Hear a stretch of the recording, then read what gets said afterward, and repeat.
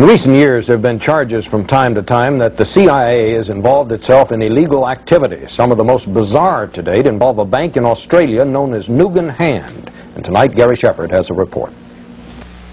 When the Nugan Hand Bank of Sydney, Australia collapsed in 1980, it appeared at first glance to be just another bank failure.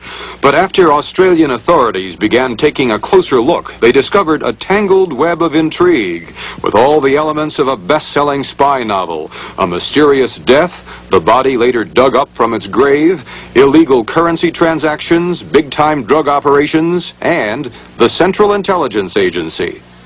We were to become the paymasters for the CIA around the world.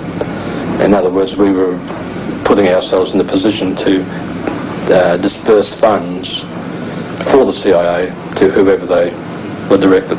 Former bank executive Neil Evans, given immunity from prosecution, agreed to talk about the Nugan Hand operation on Australian television. From his account and others, the bank had its genesis during the Vietnam War. 4 of the original stockholders were Americans who listed their addresses as Air America, Army Post Office, San Francisco.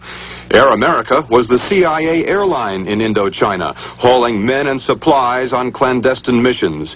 And according to former CIA agents, even drugs out of the so-called Golden Triangle, where the borders of Burma, Laos, and Thailand converge. Nugan Hand sent Neil Evans to the Thai city of Chiang Mai, the commercial center of the drug trade. He claims the CIA made millions and used the money to finance some of its secret projects. The idea was that money would be deposited with the Nugan Hand Bank by the CIA through various channels, and also that the Nugan Hand Bank would be the repository for funds coming in from various CIA enterprises, namely drugs in Thailand, marijuana in particular, and that the Nugan Hand Bank would then be responsible for rerouting that money to an account in America with a New York bank. Nugan Hand was not your ordinary bank. There were secret numbered accounts, and hardly any of its top people were bankers. Many were American civilians and former high-ranking military officers with ties to U.S. intelligence.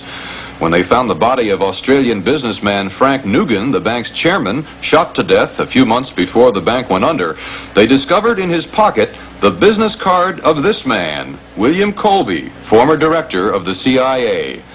Nugan's partner was Michael Hand, an American Green Beret who served 2 tours in Vietnam, one of them for the Central Intelligence Agency. He disappeared a short while after the bank collapsed and is now believed to be dead. Australian newspapers reported a connection between Nugan Hand and the U.S. Navy's super-secret intelligence unit known as Task Force 157. Among its top agents, CIA man Edwin Wilson, now under indictment for selling arms and explosives to Libyan dictator Muammar Gaddafi. And a man named Patry Loomis has also been implicated. He was the apparent CIA Nugan Hand go-between. It was Loomis who helped Wilson recruit a team of Green Berets to train terrorists in Libya. The Nugan Hand affair has caused an uproar in Australia, where authorities are trying to find out what involvement the bank might have had in the 1975 downfall of the Labour Party government. Meanwhile, investigators on 3 continents are attempting to trace $50 million missing from the accounts of depositors, including many Americans. Here in this country, the CIA denies any involvement with drug operations in Indochina, the Nugan Hand Bank itself, or the deaths of the 2 men who ran it. Gary Shepard, CBS News, Los Angeles.